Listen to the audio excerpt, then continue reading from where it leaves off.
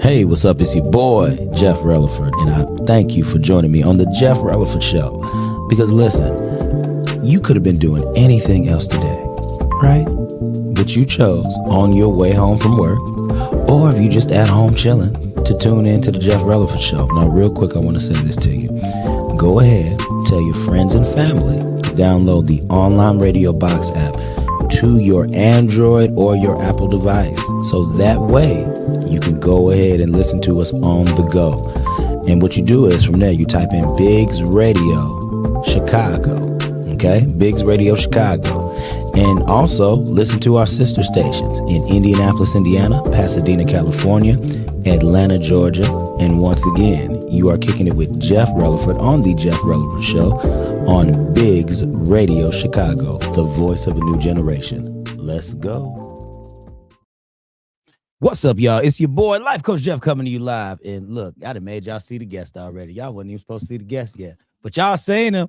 But listen, man, it's your boy, Life Coach Jeff, coming to you live. And we are here on the Jeff Releford Show on WCHI Biggs Radio Chicago, from the 8-track to the latest app, y'all. So listen, y'all know how we roll. We got, a few things to say, and then we get it cracking, and then we get it going. So this is what I'm going to do. One thing I have to let y'all know is where we at, because I shout this out every week. Y'all know how we roll. So, boom, baby. We here at the Vibe Studios here at 2075 Rush Place here in Lake Station, Indiana. It consists of Ryan Reader, the VNO What You Know, myself, Life Coach Jeff of Redirect, Regroup, Refocus, and also Smooch Wallace. Who is Smooch Wallace? If you don't know him, please get to know him. And also Mary Selena K of Rock Truth Radio. Now listen, y'all need to tap in with us, and I'm going to tell y'all why, okay? The reason why y'all need to tap in with us is because we do so much, and we got a lot going on. Ryan is producing podcasts. I got 3 shows. Hopefully, I don't know if we're going to adopt a 4th, but I got 3 shows, 1 podcast, 2 radio shows. That's with this one included. Smooch Wallace is also a comedian, a host, R&B artist. He's a little bit of everything. So this brother does a lot. And then we have Mary Selena K. She also produces films, short films as well. So, y'all, we do a lot of stuff out here. We are also shooting a documentary with Fred Hampton Jr. as well.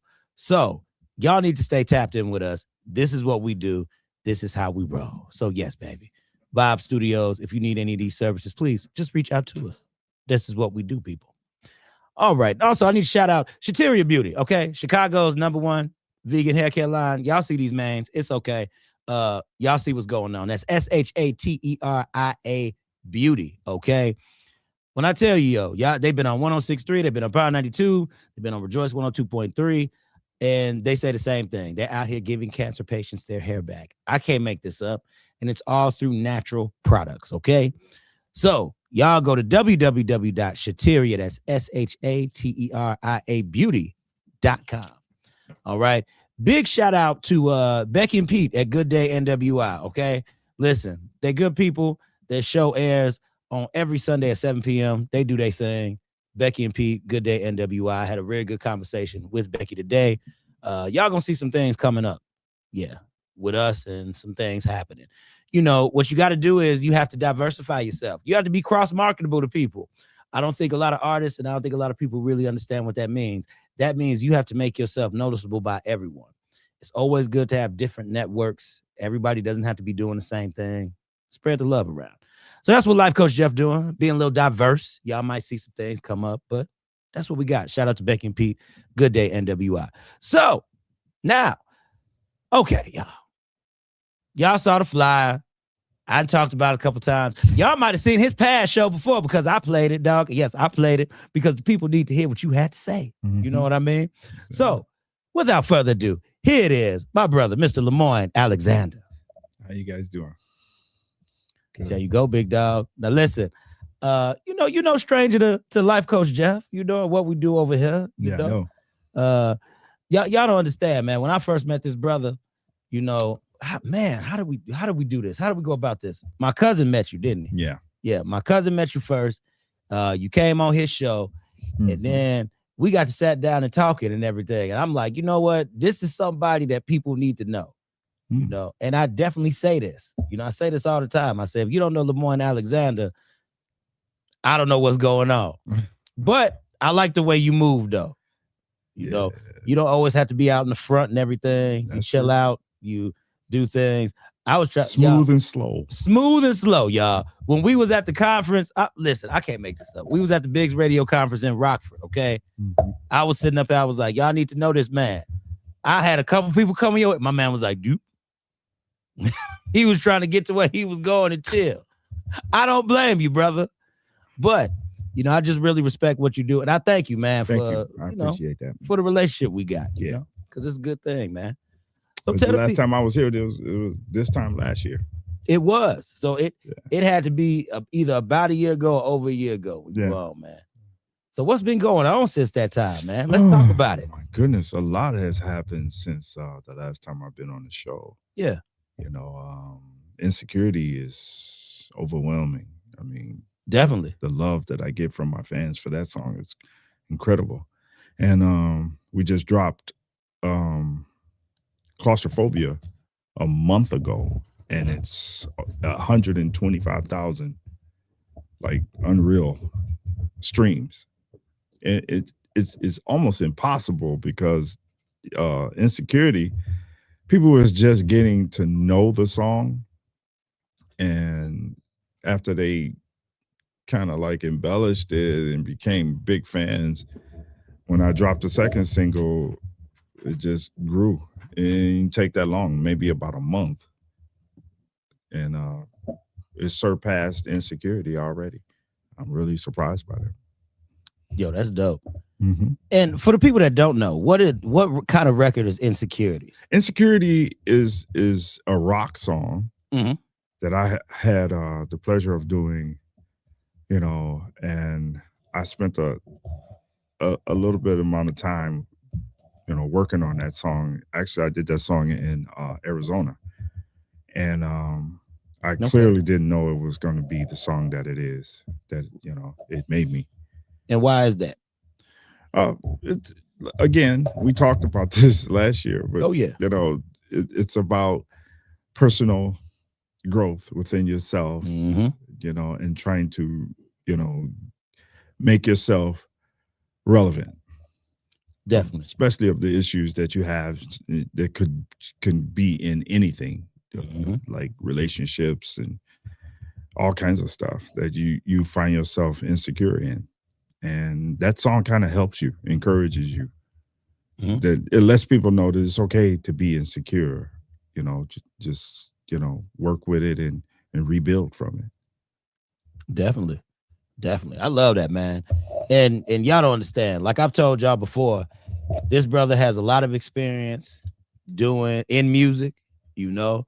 Y'all saw the interview. My man took time off for the kids and everything of that nature. Oh, yeah. He had children. That's right. I remember and that. Yeah, came back, you know, and just picked up right where he left off at. And, you know, it's awesome when to be in the presence of somebody who has that type of skill. You know what I mean? Oh, yeah. And to have that type of background. You know what I mean? Yeah.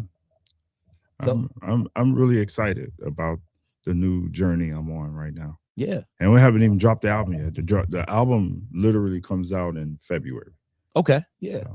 And when it drops, what are the people looking for? What could they look for on this album? This album is different. This would be my third album. Okay. And it's different than my first two albums. And it features like different lanes of music, but the subject matter is all the same. It's just helping people.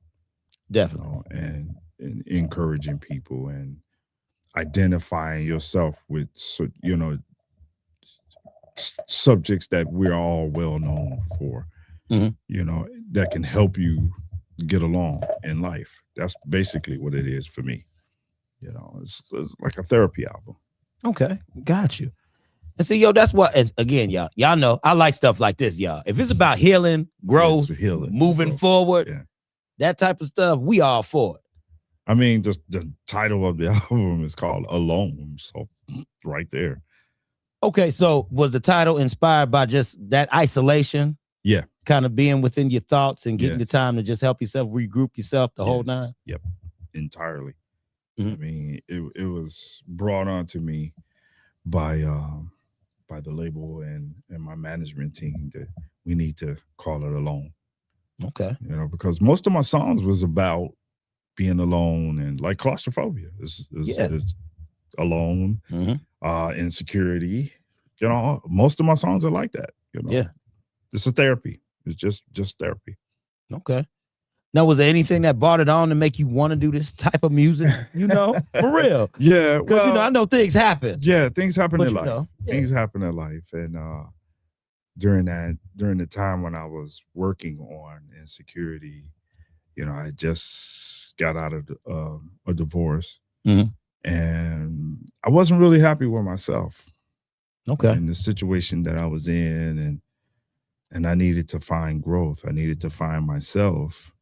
And so I went to Texas and isolated myself from the world and rebuild, you know, I had to learn myself all over again, have respect for myself. And during the course of that, I was developing songs in that nature. And that's how the album came about. And my management heard it and was like, yo, we have a title for the album. And we're going to call it Alone. And at first I thought it was crazy. I was like, all of my songs is talking about that. So why should I call it that? He said, because there's a lot of people out there that are alone and they need to be encouraged. And I thought about it. I was like, okay, yeah, that does make sense. Yeah. Yeah. Facts. Yeah. And I'm going to tell you this, man. Facts. You know what? And I went through the same thing. Yeah. I went through a divorce as well. And there is like I'm going to be real honest. Life after divorce. Man. Yeah. Let me put this on me. Life after divorce is real. Yeah. Okay. Like the brother is saying he went into a period to where he had to go in isolation for a little bit. Yeah. Brother, when I tell you my isolation period was there too, because it makes you ask a lot of questions about yourself. Yes, it did. You know, it makes you reassess who you are as a person and really be like, okay, am I really this bad? Yeah, I had to find out a lot about me by being alone. Yeah. And that was a tough situation for me. It started off pretty tough. Yeah. But as time went on, I started to grow. And I started to understand, okay, I make mistakes too. And, you know, I'm not to blame for everything, but there you go. I can fix some of the problems that, you know, that I know that I can fix. And that's what I wanted to do, especially, you know, in upcoming future realistic, you know, relationships coming up, you know. Yeah, definitely. I want to be different. And that's what I'm working on. I'm still working on it. So. Hey, man, I'm going to tell you, trying to be different from that, it is a never-ending cycle. Oh, yeah, most definitely. Man, I tell you now, brother, it's stuff my wife sat down and told me last night. I was like, hey, hold on. Hold on, who are you? I know who you are, but who are you? Yeah, I mean, you know, my situation with my wife at the time when I was married, you know, it was crazy, but it was a learning process for me, you know, for better things to come in my life. So, and she wasn't all bad, but, you know, I was able to learn a lot of stuff that, you know, I was just thinking like the smallest little things that she taught me, you know, I still do till this day. You know, yeah, man, brother. Wow. Because the thing is, you gotta learn little stuff. Yeah, little stuff, man. Because you think about it. How long were you married for beforehand? I was married to her for 6 years. 6 years, and see, I was with my ex-wife for 10 years, married for 3 of those years. And when you around somebody that much, y'all living together, life experiences, other stuff like that. Yeah, you gonna pick up something. Yeah. You know, I picked up a lot of stuff, like I said, you know, and I still do a lot of the things that she taught me, you know, till this day. You know, one particularly going down handrails. She used to tell me, don't touch the handrails, you know, and I go, oh, you know, most men slide down the handrails, they put their hand on it, and I don't do that. So, okay, well, I had to learn how to not do that. So, I hear you. Yeah. Like one of the sayings I take from my ex-wife was, be wiser than the serpent. Yeah. And I'm gonna be honest with you. That's one of the best things that she ever told me. Yeah. Because that's something I keep, be wiser than the serpent. I'm like, you know, the serpent is kind of cunning. That's true. Yeah. So you got to use some wisdom out here. Yeah, a lot. Shout out to Miss Brenda Webb. My ex-wife Brenda Webb. You left something with me. See, I'm gonna be like you tomorrow. It wasn't all bad. No, it wasn't all bad. It wasn't all bad. Just I think we're two people that cared about each other and recognized we were more friends than we were husband and wife. Okay, now see, that's different. See, that's what that was. Now see, okay, for y'all people out there that's and didn't recognize it, didn't recognize it, and just didn't know. So y'all had, you got to use some maturity with that. You got to use some growth with that. Yeah.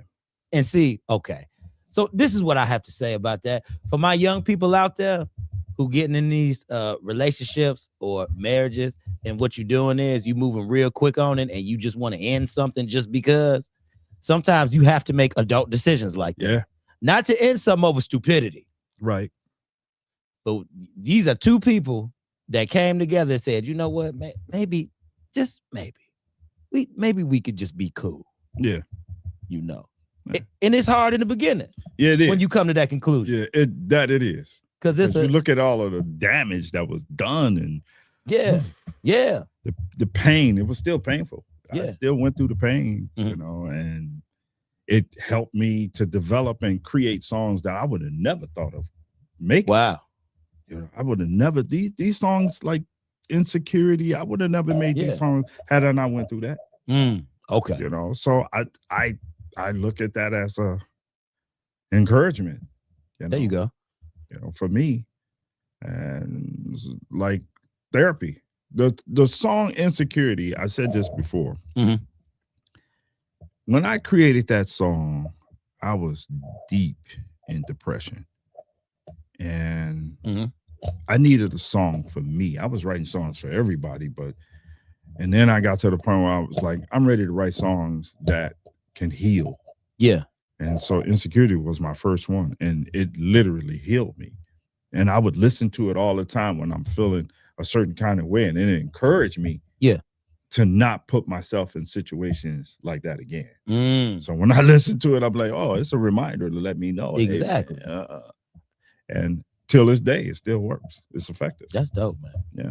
I like that. See, I like the fact that you're creating music from your own experience, but you're using it as a vessel to help. Yes. As a vessel to help. Because you already know, it's a lot of music out there that's not talking about nothing. Nothing at all. And I get that from my fans. They all thank me for Insecurity. Majority of my fans. Yeah. They'll tell me like, this song was this, that, it helped me through this and that. And I appreciate that. Oh, yeah, definitely.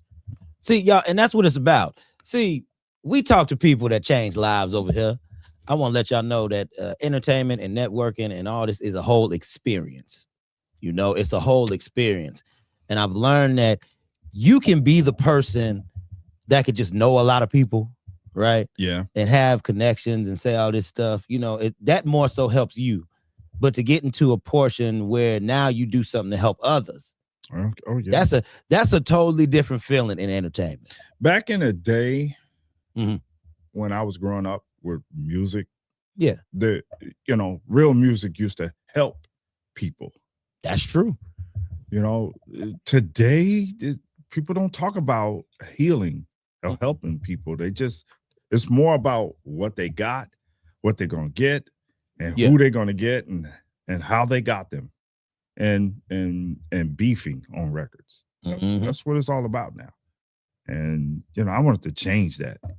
Yeah. And get back to touching people's hearts and reaching out to people, and sometimes you have to sell yourself to do it. And I did that. I put my own personal life in these songs. So, if it helps other people's, then I'm good with it. Claustrophobia is a good example. Definitely. The reason how we came up, and I tell this story all the time. Okay. I was in the middle of my depression in Texas. After my divorce, I moved, bought me a house, and I wasn't really ready for relationships and everything, but I did miss being in relationships, and being alone is tough. When you're used to being around people. Exactly. And sharing dinners and breakfasts and all that. That's a tough situation when you feel like you wake up alone, you go to bed alone, you eat alone, the whole nine. Definitely. My relationships was basically on the phone with people, you know. So Really? yeah, nobody came to visit me. And Man. I ain't tripping, you know, because I'm glad, you know, I didn't want to Yeah. see nobody. I didn't want them to see me in the situation that I was in anyway. So, Okay. but that's a whole year I was by myself completely, A whole including year, including my kids. So including the kids. kids do. Yeah. My daughter was like very upset at me. She did not want me to be in Texas. And Mhm. my mother the same way. She did not want me to be alone Mhm. by myself. Nobody wanted me to be alone. They felt like I should be around family, Okay. especially during that period of time in my Yeah. life. And I was like, no, I turned them down, turned everybody down. I needed to find me again. Mm. I needed to be where I was comfortable in my own skin. Yeah. And I couldn't do that being in Arizona, and I couldn't do that being in Chicago, and I couldn't do that being around family. So, Mm. you know, I alienated myself for that reason.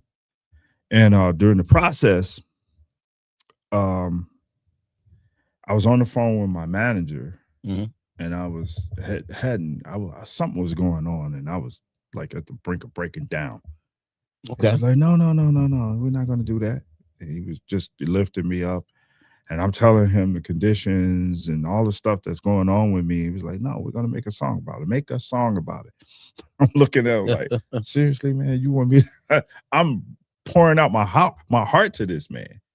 He's like, make a song about it. I'm like, the last thing on my mind is making a song about it. The last thing I want to do is sing about what I'm going through. Yeah. And he's like, just make a song about it. He kept pushing me. And I just like hung up on him, like, okay, whatever. Wow. So I left the studio, which is my dining. And from my bedroom, there's a bedroom, my dining room, and then the other room is a studio. Mhm. And I left the studio and went and sat down on the couch Okay. for at least about maybe 30 minutes, just calm myself down. Yeah. And the thought of coming up with a song at that time was crazy, but he had a that was a brilliant idea. Yeah. You know, sing about what you're going through. And I said, maybe he's right. I didn't have nothing else to do. I was frustrated, and I just went into the studio and said, forget it, I'm gonna do it. I went in the studio, Mhm. dim the lights, Yeah. and then I was basically like, I picked my guitar up, turned the recorder on. Okay. This was all one take. Bang, bang. I just started playing. One take. One take. I mean, how I write my songs is Okay. I'm guitar driven. Everything, every song you hear is just, it was created by guitar first. Really? Yeah. And I just hit Wow. the click button and play. That's Okay. it. So when I went in, the Mhm. anger that I had with that song was bam, bam, bam, bam. It was just, you know, and I'm just going and going and going and Yeah. going, and I hear it. I'm like, wow, I could hear the fierceness in it. And as I was doing it, Mhm. you know, it just started coming together Wow. more and more and more. And I'm looking at it like, all right, I see what he's talking about. And, you know, as I was creating the song, I was just really putting everything together piece by piece. And Yeah.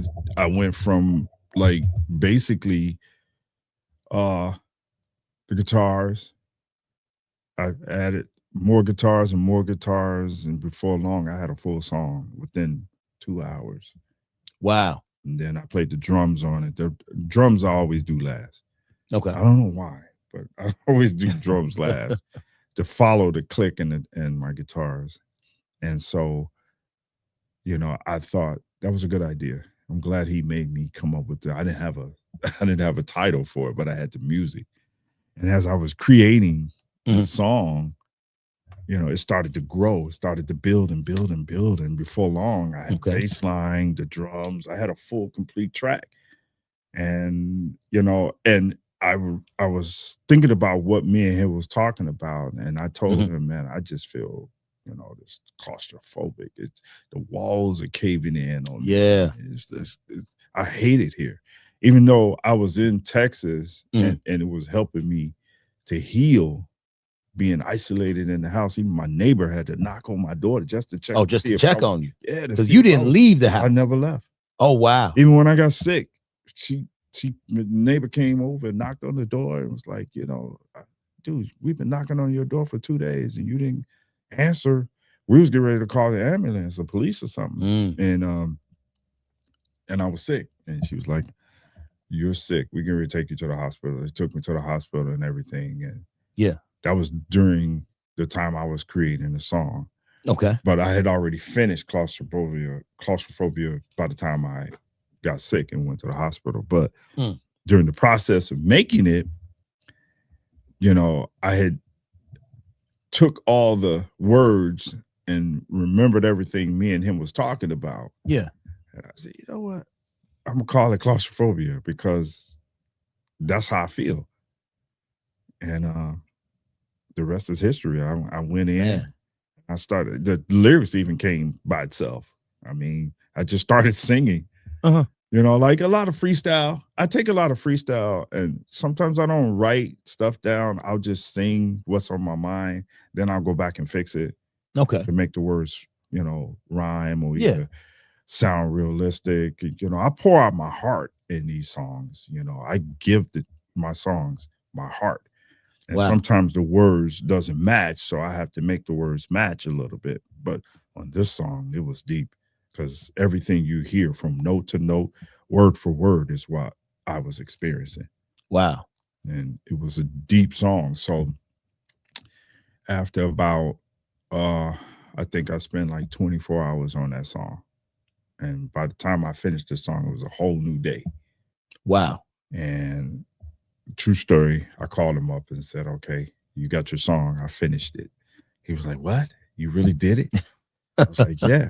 I said, you told me to do it, to pour all my energy and frustration in the song. So I did it. So I sent it to him and I went to sleep. Okay. And I got like 1 million texts from him. And I woke up and he calls me. And he said, man, I've been calling you all day. That song made me cry, man. Wow. He said, you did it. He said, that song made me cry. He said, that's the only song you've ever done that brought tears to my eyes. We're releasing that as a single. And at the time, we had already planned the next single after Insecurity, which was supposed to be Daydream. Okay. And all of a sudden, we're not going to do Daydream. We're going to do Claustrophobic. The world needs to hear this. And he kept pushing for it and pushing for it. Everybody was like, no, we're going to stick with Daydreaming. And it was like, we're pushing for this. Okay. And so it became the second single. And it did really well. People really, And you know what, man? What I love about hearing all of this, because y'all don't understand. I had to let the brother talk. I had to let him talk. I had to let him tell the whole story. Because I've never told this story. You've never told this story? Oh, wow. Yeah. Wow. And you know what, man? What I love about the story in itself is that, again, you have pain. You took that. You put it into something productive. Yeah. And you came out with greatness. I don't think a lot of y'all understand. Okay. I have to say this because, again, brother, I'm the life coach. I'm going to say it. Yeah. Listen, I don't think a lot of y'all really understand that some of the best times when you create is when you are going through and you come out with great music. Like you do, like Lemoyne said, you actually put your life experience into the music. Yeah. Because just like how I run the show, I try to be relatable to people. Music is that same type of vessel, and for the artists out there, if you want to come out with great music, it's not about stunting all the time. It's not about having money in your pocket. No, it's not. It's not about, trying to one up the next guy so you could be the next in line that has such and such and such and such. If you want to be good at what you do, put your heart and soul into it. Yeah, that's true. And the thing about it was the same feeling that I got out of Insecurity, was the same feeling I got out of the new song, Claustrophobia, and I was against it. I really didn't want to make that a single. Now, how come you didn't really, was it too vulnerable for you, or? It was very vulnerable for me, and it brought back memories more so. Okay. Okay. But then at the same time, I mean, they were really like, we need to put this out. And he campaigned for it to be the next single. And then on several occasions, I tried to stop him from doing it, but he was like, nah, man, we got to do it. And I'm proud now. I mean, I listened to it.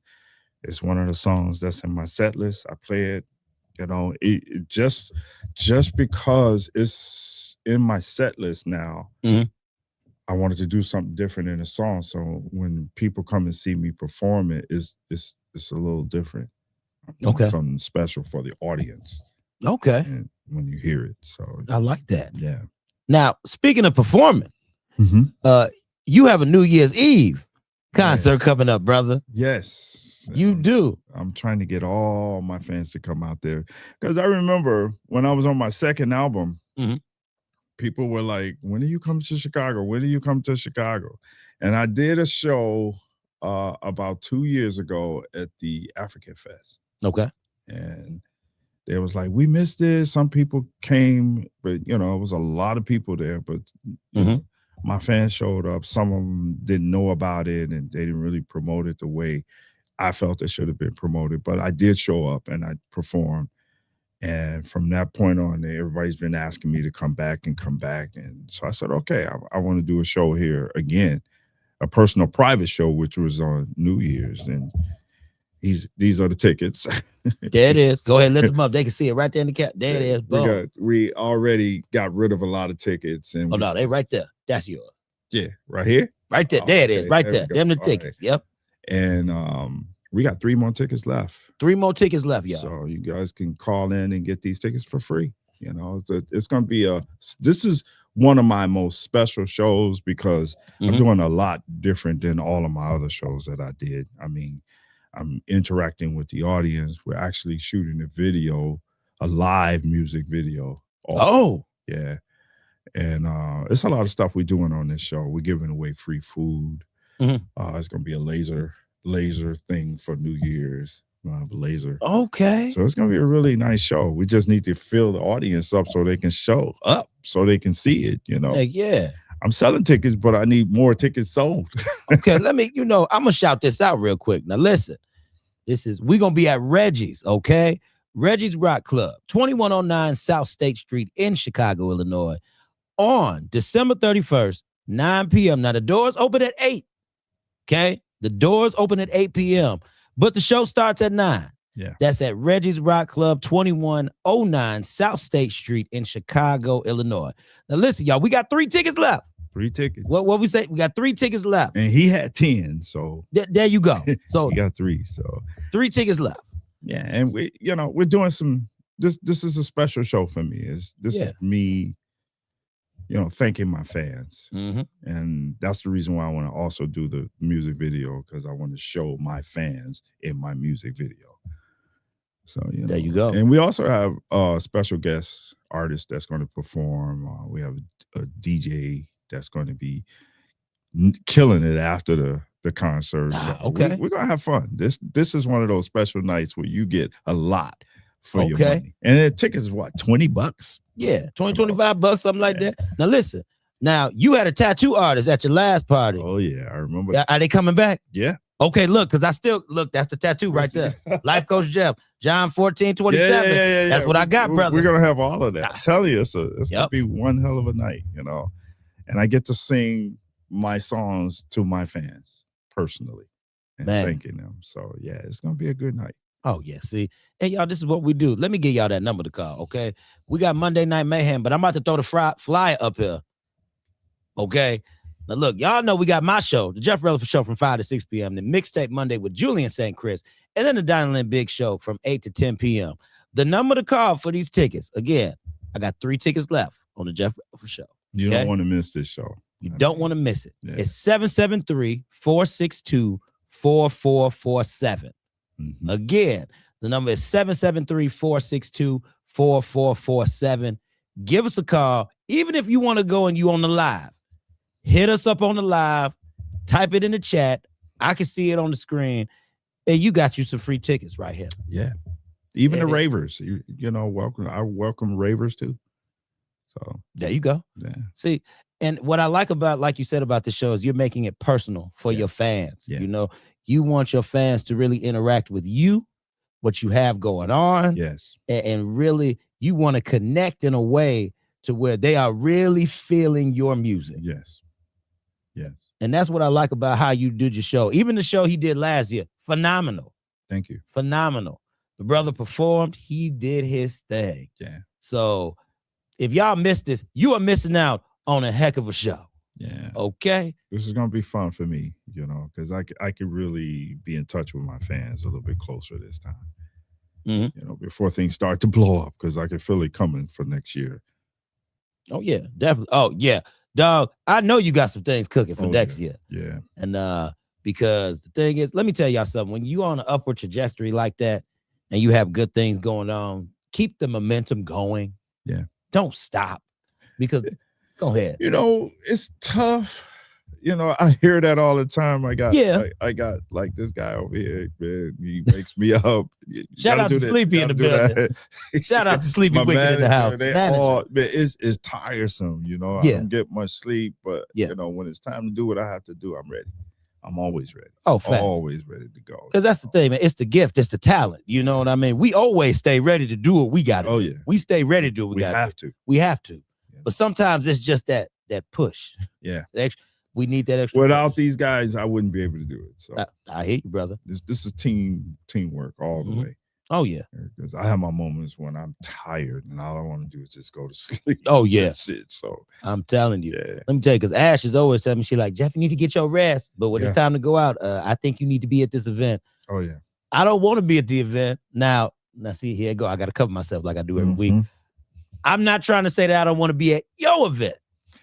I just don't feel like going to an event. Okay. Yes. Because people get offended out here. They be looking for Life Coach Jeff. They get offended. Yeah. No need to be offended. So I like your show, man. Thank you, brother. I really like being on your show. Hopefully you invite me again next time. So. Oh, dog, you are always welcome whenever you want to come.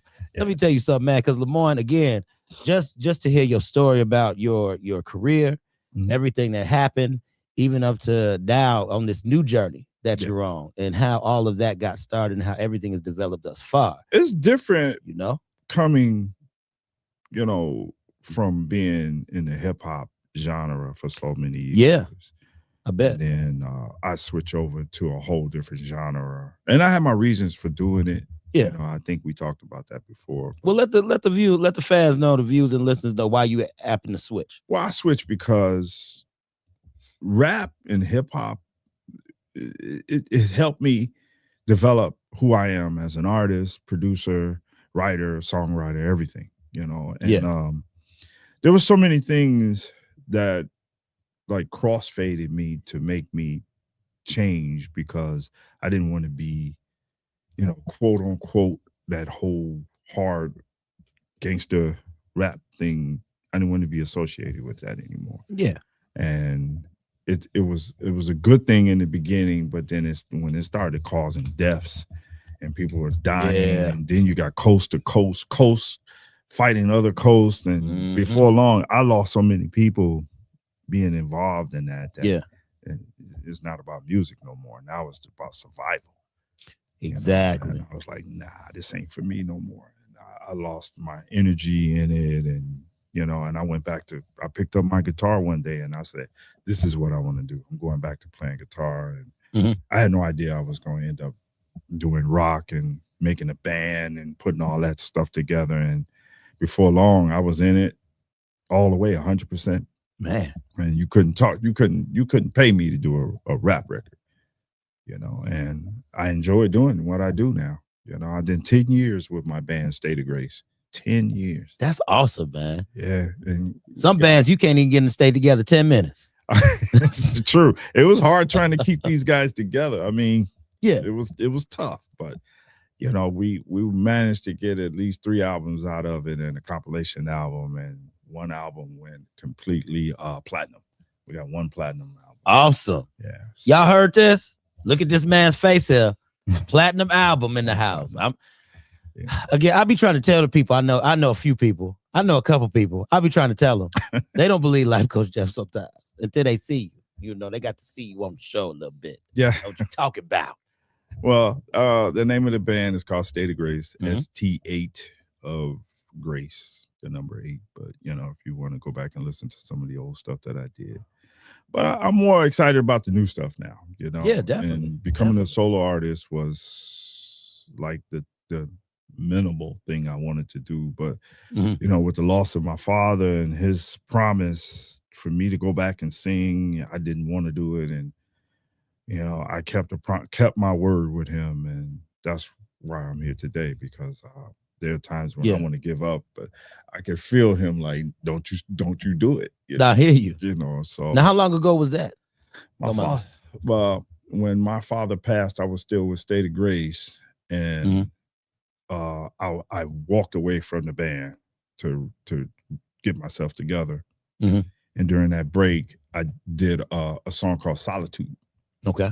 Engineer friend of mine who mixed all of the State of Grace records gave me this song, and I'm like, man, I don't want to do any more songs, and I didn't want to do music no more after he died. Okay, that was that push for you. Yeah, so I went in, and I had a home studio, and I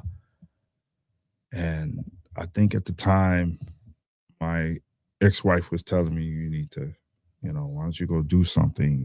And I said, all right. So I went in the basement, plugged up everything. Everything was all dusty, and I just turned on everything. And I was just listening to some music, and I stumbled across a demo track of Solitude.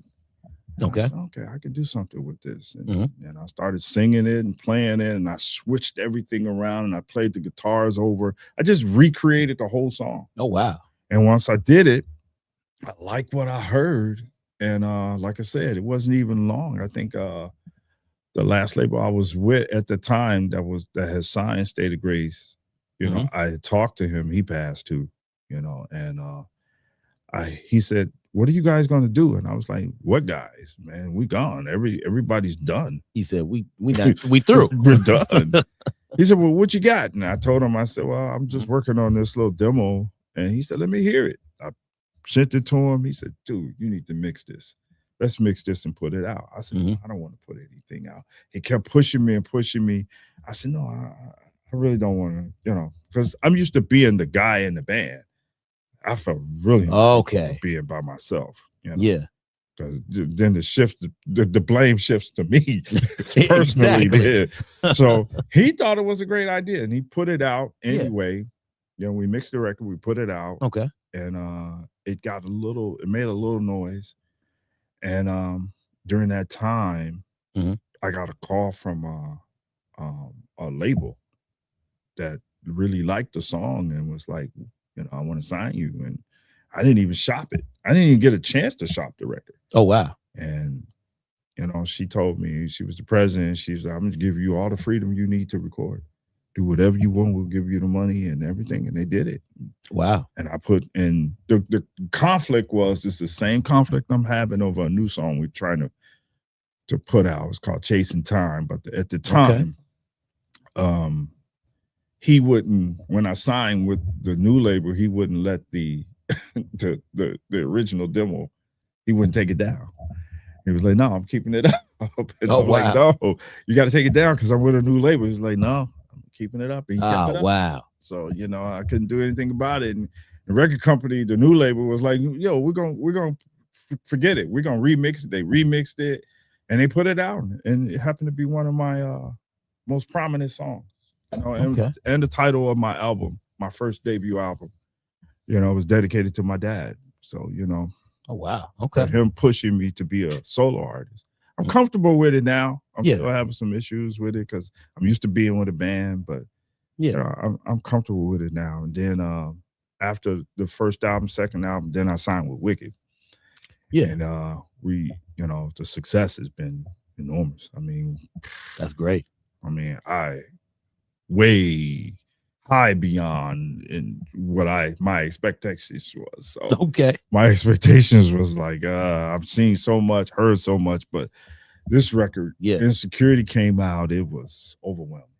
And man, I can just imagine because again, you have a background in more so in rap, hip hop, and for you to come behind that platform, to where because y'all got to check out the last episode because I might just go ahead and air back to back so they can see the connection. Yeah. Because what y'all got to understand is that this brother was highly sought after. Oh my God. Yeah, he was highly sought after. I did a lot of records for a lot of rappers. Yes. I was in all the magazines from they did a whole spread on me for the producers. They had like a producer section that represents each city. Okay. And they had me for representing Chicago. Wow. Yeah. Then some other magazines did interviews with me, and I was doing stuff around the world and internationally. I even did it's funny, I went all the way to Mexico to produce a record. Oh wow. So yeah, it was it had the ups and the downs. Yeah, definitely. There was a lot of money made doing rap. I did movies even, doing rap, the whole situation with me being involved in the Murder Inc. situation. Really? Yeah, because I did the movie Crime Partners. Okay. And that was a part of the Murder Inc. situation. Ah, okay. So I was involved in that nonsense. It was resolved and everything, but it was, to me, it was a blessing because it was my first film that I ever did. And those guys trusted me with the music for that film. Yeah. And I did my job. Yeah. And it was pretty good. It prompted me to make more music for other films. That's dope. The beef between Twista and Lazy Bone, with my music, squashing that beef. Okay. That helped out a lot too. A lot of stuff that I've done, my accolades in hip hop helped me to be who I am today as a solo artist, because it gave me the courage to push my own self and my own music, where I did not have any confidence in my own self. Yeah. As an artist, but I do now. That's awesome, man. Especially when I look at it, people really like what I do. So I'm like, okay. Because you know what, man, what you're doing is, Lemoyne, you're very humble. Yeah. You're not too puffed up. No. You have a skill. You have a talent. You have a gift. Yeah. But you're using it in a way just to, like I said earlier, just reach people and help people. And honestly, brother, that type of vibe you give off, people really they want to know more about you. They want to talk to you more. And then when they hear the music, then they really want more from you. Oh yeah. I try. There's a lot of things, some things that I regret as a rap producer. And I wish I could have changed directions for a lot of people. Like one specific situation was Carrie Kelly. Okay. You heard him, right? That's R. Kelly's brother. Yep. And a friend of mine came to me and was like, yo, man, we're going to do his record. Let's do his record. And I was like, Carrie, like R. Kelly's brother? He was like, yeah. Yeah. And so me, him, and my friend Joe Smooth, we put together a whole concept for his album. And this was me at the forefront of my rap career, but I was at the brink of leaving at that time. And so we manifest some of the best songs for this guy. I mean, it was, I was proud. He was proud. Yeah. Oh, Joe was proud. We were all proud. And I reached out to the label that I was still signed to at the time, was Rap A Lot Records. And I told the executives down there that, hey, it was in my contract to bring other artists. And I represented Carrie. I wanted to take Carrie to Rap A Lot. Yeah. And I literally talked to them, and they were so excited because he was going under the moniker of Killer something. I don't know what his name was at the time, but it was Killer something. And I sent it to the label. They heard it. They liked it. Mhm. And they were like, yes, man, we got to do it. We got to do it. They was excited Okay. as I was. Yeah. Trying to, develop this whole new thing. And as we were progressing, we were setting up to fly out, and I'm telling Carrie, man, we got this. We about to nail this whole situation. And they get in the flights together, and I told them, just don't run off. Just stick with us. We're gonna make this shit. Yeah, we're gonna make it happen.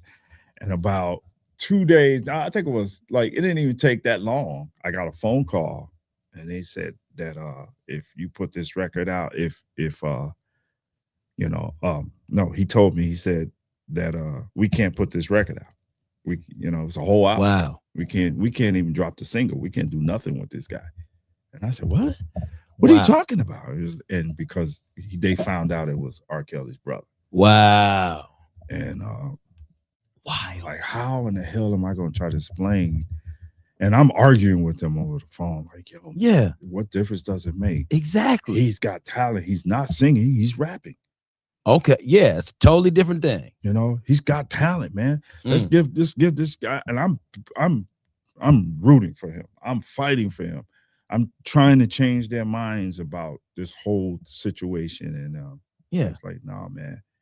If we pick this guy up, we'll never get a chance to work with R. Kelly again. Yeah. So apparently, he had heard that we were working on Carrie's album, and we sent it to Rap A Lot, and they were about to put it out. About to sign him. Yeah. And he called and he shut that down and threatened that if Rap A Lot put it out, he wasn't going to do any more songs with him. Wow. The whole label. And apparently that sparked him to do some future projects with Rap A Lot. Wow. But it killed Carrie. It brought him down. And it hurt my heart to see that. Yeah. The work that we had put into him. And then, he was having some personal issues that we had helped him with. And once, because Joe's like, you got to tell him, and I'm like, so I sat him down and I had to break the news to him. And man, it literally broke my heart. Wow. To watch his facial, it was just a bad situation. And, I hear you. Yeah, definitely. For me, it was like, this is part of the reason why I don't want to get out. I got to get out of this rap thing. Okay. And yeah. It breaks people's spirits and their hearts. And he took off, and I never seen him again. Wow. He was gone. He was back out doing what he was doing. And wow. Before long, I heard the diss record. I think it was like 2 months, I think a month or two after that whole situation. And he put a diss record out on R. Kelly and on his brother. Wow. And it was good but bad, but at the same time, it was something you don't mind listening to. Yeah. But you're like, I gotta know about this one. Like, oh shit, I can't believe he did it. But he did it. And it got a lot of reviews, man. People was like, they was digging his shit, Okay. But it was a diss about his brother. Wow. And he talked about, how you shut my deals down and all that, So wow. Apparently this wasn't the first time this has happened. So it gives off the perception or the reality. Yeah. We're gonna say the reality that Kels just wanted to be the man at the top. Yeah. He wanted to be the main one. Yeah. Wow. And it hurt me that this man is, you just don't know, Kerry is extremely talented, just like his brother. Dang. And that would be the reason why I yeah. would see R. Kelly literally shutting him down. Okay. Because if you have an opportunity to possibly surpass where I'm at. Yeah. Okay. Because Kerry was, he shine. He would have shined. And yeah. Rap A Lot would have went all the way. Oh, but, wow. You know, with that big threat, that shut everything down for him. And I could see him being angry and frustrated for that. I hear you. You know, he never got a chance to shine. And another situation also was this young man that I I was doing a lot of seminars, like okay, you know, the one that me and you was at. Yeah, definitely. And I found this young rapper and he was a good dude. I mean, young kid. I think more so like about 16, 17 years old. Okay. I take that back. I think it was like 19 going on 20. Okay. But when you looked at him, he looked like a 12-year-old kid. Okay. I mean, with big ears, with freckles, white boy. Okay. But during the time when I was with Rap a lot, I used to do a lot of seminars and look for artists that I could take to Rap a lot. And I went through a whole day at the seminar going through artists, and I found the one that I really liked, which was this little freckle face white boy with big ears who sound almost better than Tupac. You would never believe his voice. Now listen. Now, I told you about the personality that I wanted you to meet. No, Miss Mess. Okay, you need to know Miss Messy loved Tupac. Yeah. So you making this reference being close to Tupac. Oh my God. She gonna have to hear this young man. I don't know where he at. And so I picked him up. We talked, and he was with his mom, and we had this shared conversation on him signing a production deal with me so I could take him to Rap a Lot. And so we did that. And then she invited me to come out to Ohio because they lived in this like deep country part of Ohio, and they had like a farm with animals and everything. Yeah. So I flew out and I hung out with them, and I spent like 3 or 4 days there developing his album. I put his album together. I took all of his songs, resurfaced and redid some of them, regrouped it, and I gave him some originals. We had a full album. Okay. And we were in talks of where we were going to go with the album. Yeah. And once again, when I was with Rap a Lot, they embellished that whole idea. Yeah. Then during the process of the developing the deal, he was playing with a pen gun, like a writing pen. Yeah. He was playing with a pen gun. Okay. And his girlfriend was telling me, you need to stop doing that. And he was just like excited because we got a new record deal getting ready to happen. And that's his way of celebrating, again, he had a whole barn. The barn, you open it up, it looked like a full-fledged recording studio. Oh, wow. Yeah, it was amazing. And he hung out there all the time. His mama had it built. Okay. So it was really cool. She was the manager. And about 2 days later, I got a phone call, and she told me, she said, it's over. And I was like, what? What are you talking about? Man. Yeah, he had took the pen gun, put it to his head, and he flicked it, hit the end of it, and went straight into his brain. Oh, no. Yo. That is insane. I was like, this is it for this. That would have, okay, look, man, I need to say this to y'all. See, you told this at the right time because we got 2 minutes. We got to wrap it up. Yeah. Let me tell y'all, that would have been enough to get me out of rap right there too, brother. So, all them experiences. And I can't do rap no more. I hear you. Too many losses. And, I hear you. And you grow to like people, and then they die, and exactly. And then you blame yourself. Yeah. I blame myself for a lot of this stuff that happened. Like these people would be alive if if I participated in this type of music with them. I'm gonna tell you something, brother. A lot of times we can't control people. Right. And you know what? That's just something that has to be that way sometimes. People are gonna do whatever they want to do. Yeah. So we should never have to walk around with any of that. Now, listen, y'all, I got to let y'all know right before we go, we literally got 1 minute left till we on. We have 3 more tickets. For the countdown. That's right. We got 3 more tickets left for Lemoyne Alexander at Reggie's Rock Club, okay? 2109 South State Street in Chicago, Illinois. Your boy, Life Coach Jeff, will be there, okay? The show starts at 9, but the doors open an hour early at 8 p.m. Listen, if you want the tickets, you could tap in on the live. You could give us a call at that number again that I gave earlier. It is 773-462-4447. And listen, we got Mixtape Monday coming up with Julian St. Chris. And real quick before we get off, brother, what do you want to leave my audience with? I hope to see you guys. And on New Year's, let's kick the 2026 off with a bang. 2025 was fun. Let's jump into 2026. It's time. Okay. That's what I want to say. All right. Looking forward to seeing all of you all. There you go. Hey, man, I'm with it. And guess what, y'all? Remember, it's your boy, Life Coach Jeff in the building, along with Lemoyne Alexander, the homie in the house. And remember, redirect, regroup, refocus. And we love y'all so very much. And as always, peace out.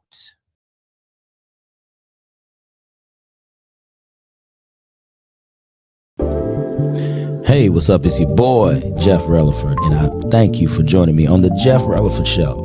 Because listen, you could have been doing anything else today, right? But you chose on your way home from work, or if you just at home chilling, to tune in to the Jeff Releford Show. Now, real quick, I want to say this to you. Go ahead, tell your friends and family to download the Online Radio Box app to your Android or your Apple device. So that way you can go ahead and listen to us on the go. And what you do is from there, you type in Biggs Radio Chicago. Okay? Biggs Radio Chicago. And also listen to our sister stations in Indianapolis, Indiana, Pasadena, California, Atlanta, Georgia. And once again, you are kicking it with Jeff Releford on the Jeff Releford Show on Biggs Radio Chicago, the voice of a new generation. Let's go.